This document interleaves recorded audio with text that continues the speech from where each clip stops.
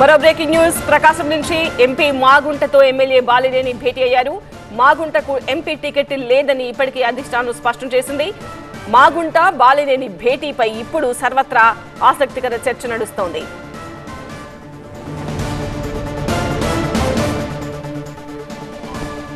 ప్రకాశం నుంచి breaking news చూస్తున్నాం. MP మాగుంటతో MLA Balineni భేటీ అయ్యారు.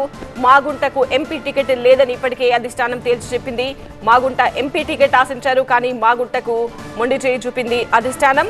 అయితే ఇప్పుడు మాగుంట బాలినేని ఇద్దరు కూడా భేటీ అయ్యారు.